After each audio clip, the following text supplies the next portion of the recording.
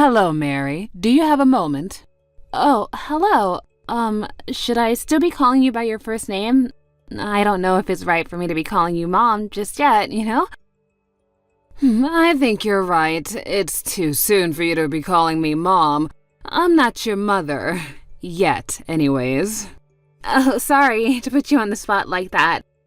Well, let's start over then, shall we? Hello, Hillary. Thanks for coming to meet me and my parents the other day. It was great to finally meet you.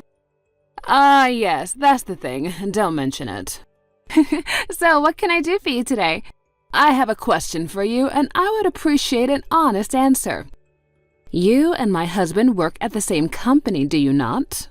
And furthermore, you recently started working in the same department together. Is that true? Yes, that's right. Actually, I heard from Andrew a while ago that his dad was working at the same company as me. But I was totally surprised when I walked into the room where you two were waiting, and who should I see but the person who just got transferred into my branch recently? It was a total surprise.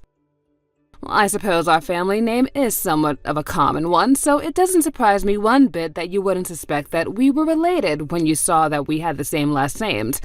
But that's not the issue I'm here to discuss today. The issue is your reproachful behavior towards my husband. What? I'm sorry, I don't understand. Did I do something that offended him?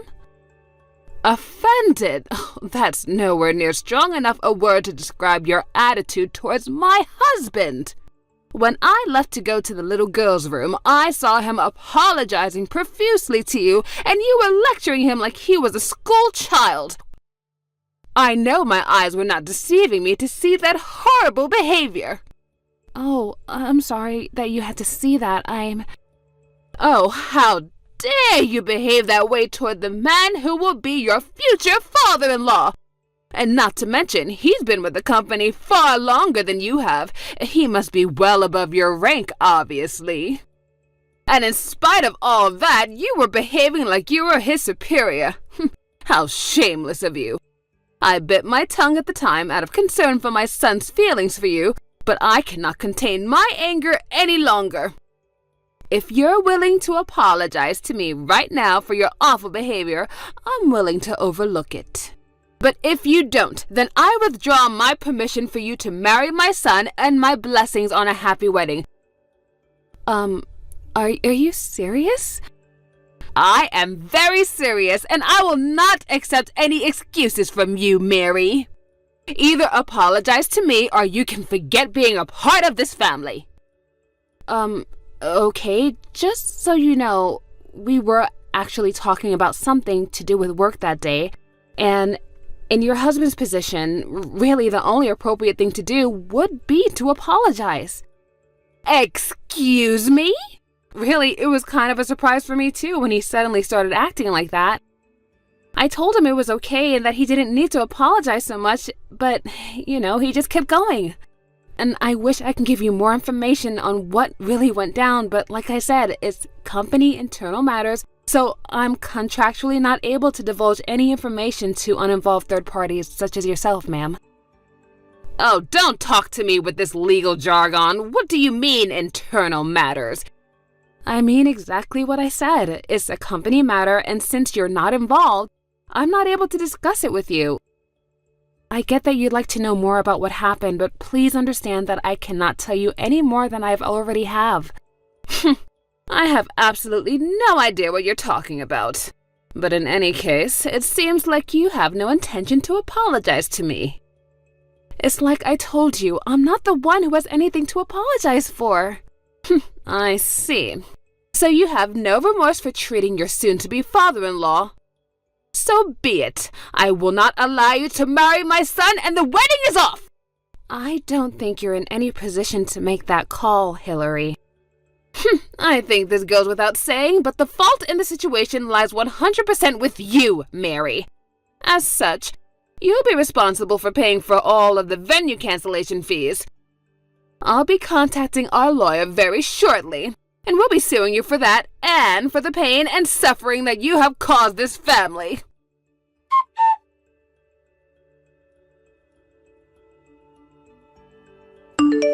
Andrew. Hey, Mary. What's up? This is bad. Really bad. Uh-oh. What happened? Your mom saw your dad apologizing to me at your house the other day. Oh, boy. She texted me about that just now. And she is really, really mad. Which, in all fairness, I don't really blame her, considering that she doesn't know the whole circumstances. But still, this is bad. She said that if I don't apologize to her for that she's gonna make us break off our engagement. Oh, you gotta be kidding me. I had literally just made an explicit promise not to tell anyone about what happened. So it's not like I can just up and spill the beans to her. Oh, why are my parents always doing things like this? They're inseparable to the point that I almost never see one without the other in the same room, and yet when trouble rears its ugly head, they take completely opposite approaches. It seems like you're pretty used to this kind of thing from them, huh? Sorry about that, I just felt the urge to vent. Anyway, for now, I'd like to see the texts Mom sent you, if you wouldn't mind. Is it okay if I head over to your place right now? Yeah, come on over, it's fine. Okay, I'll be there in just about an hour or so. Alright, I'll be waiting for you.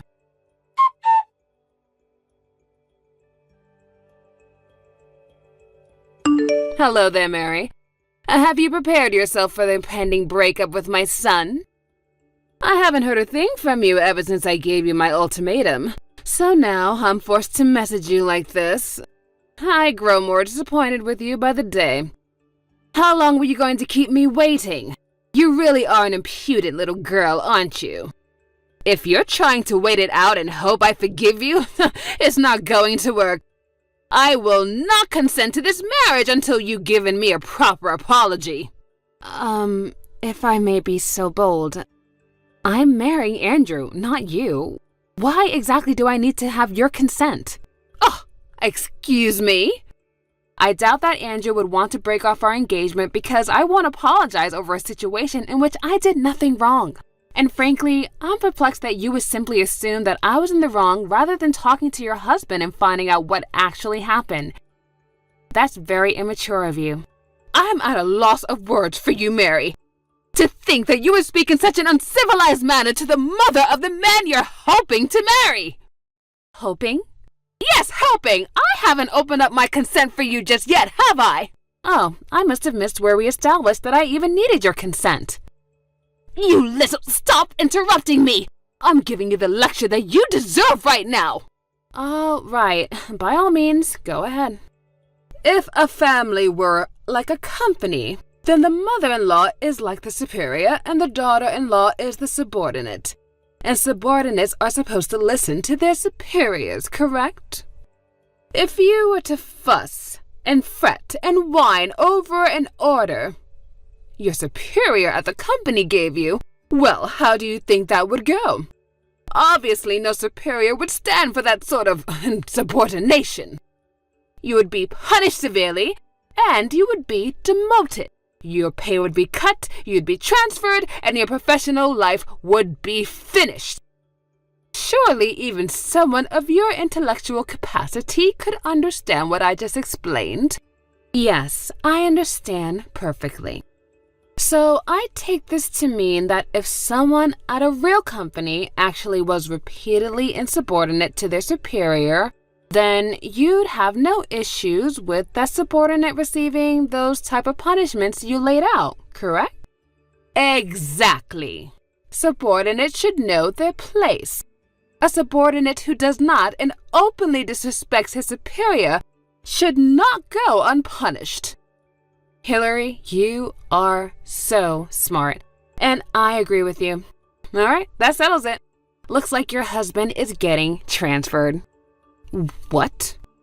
Technically, the final call isn't mine to make, but you should probably operate under the assumption that it's going to happen, so I think you should start preparing accordingly to this. Wait, what nonsense are you talking about? I'm sure you're about to become very busy. Since you're going to be moving soon, you should probably start looking for a new house or an apartment, as soon as you get the word of where he's being transferred to. Wait, Mary, what are you talking about? What are you rambling about right now? Sorry, I gotta go. I have some stuff to do. I need to get back to work.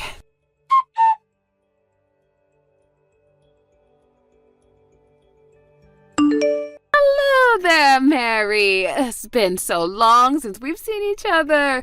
Would you like to come over and have some afternoon tea with me someday soon? Maybe tomorrow.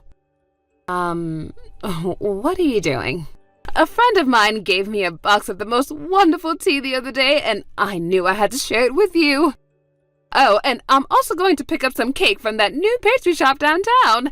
Are you free this weekend? I'd love to have you over to our house if you don't mind. I guess this is your last-ditch effort to stop the inevitable, huh? Well, don't you think you're laying it on a wee bit too thick right now, Hillary? Mary, I guess you finally heard the truth then. You know, about my husband and your husband's position in the company. I heard everything. Come to find out, my husband is a complete useless employee who keeps getting sent around to different departments once he makes too much of a mess for them to deal with. And 3 months ago, he got sent to a new department to work under a young and upcoming leader in the company who happens to be you, Mary. He was frustrated and embarrassed that someone as young as you was placed above someone else who has been in the company as long as him. So he got desperate to prove himself and started working at a faster pace than ever before, which ended up causing a world of problems for your clients and other departments.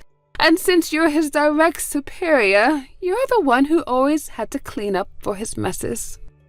Yeah, that just about covers it. So the reason he was apologizing that day when you came over to meet my parents and I was because he was so shocked to learn that his son's fiancée was none other than the boss he had been causing so much trouble for at the office.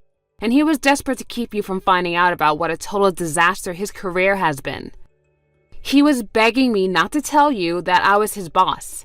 And I had to stop him from getting on his knees and begging me, and that's probably why you thought that I was lecturing him. So you weren't lecturing my husband, you were just trying to get him to maintain his dignity. Oh, and by the way, I guess he was counting on Andrew taking his side and helping to convince me to help him out. He was all like, "You're a man too, son, aren't you? You must know what sort of position I'm in." But Andrew wasn't going for it at all. He just let out a huge sigh and walked out of the room. I see. So that's what happened. I've always been the type to have a pretty solid separation between my work life and my private life. And since our relationship at work would probably only serve to cause problems between us as a family, I didn't have any intentions of bossing him around outside of work. At first, anyway. Then I found out what your husband had been doing at the office ever since he found out I was marrying Andrew. He's been name-dropping me at the company and trying to get other people to give him credit for their work. Like threatening to get them fired if they didn't do as he demanded. He did. I received multiple complaints of that nature from multiple employees in my department. So I made a report of my own to my superior. And as a result, it's been decided that your husband is getting transferred to a branch in, well, the middle of nowhere. Oh no. Oh yes. And you know, you should be grateful, honestly. Most people who screwed up as bad as your husband actually would just get fired for everything they've done. And I bet the only reason he didn't was because the CEO took pity on him. He didn't want to just kick a man your husband's age on the curb with no future employment prospects. Mary, isn't there anything you can do about this? Sorry, Hillary, but the decision is already out of my hands. What's done is done. So no, I'm afraid sucking up to me now isn't going to get you anywhere.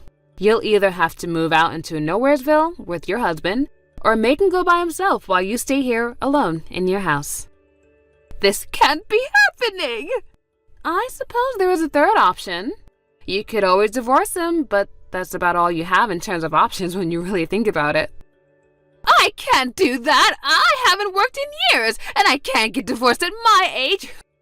Okay, well, then you're just going to have to talk to your husband about this. What you do from here on out is an issue between the two of you that has nothing to do with me. Wait, I've got it! I know how we can make this all work out. Oh, really? Okay, let's hear it. I'll give you my permission to marry Andrew, and you can move in with us. And if you do that, then I'm sure that everything will work out, whether I divorce my husband or he moves away by himself. That is definitely not happening. Why not? Andrew has been pretty firm since day one that he did not want to move in with you at any point in the future. And I'm respecting my future husband's wishes. But I'm sorry, Hillary, but I really don't see the point of continuing this conversation. I'm just going to keep repeating myself at this point. Mary, please. I'm signing off now.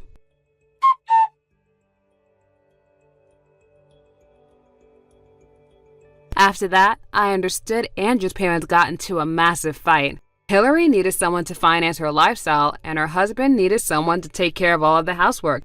And since neither of them were likely to find a replacement for the other at their age, they decided not to get divorced. So the not-so-happy couple set off for their new life in Nowheresville.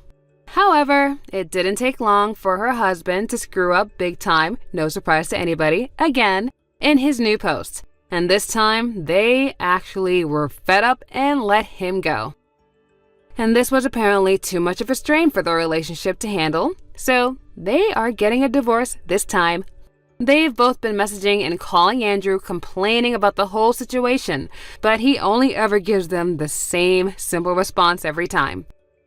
You're getting what you deserve. Andrew is finally fed up with them and wants to cut them out of our lives. So we're making preparations to move in secret so they won't know where to find us. I'm glad to see that he's finally free from having to deal with their nonsense after all these years. And we decided that we didn't want our marriage to resemble his parents in any way, shape, or form. So when we got married the other day, he took my last name instead. Thank you for watching. Please subscribe and hit the like button. See you next time.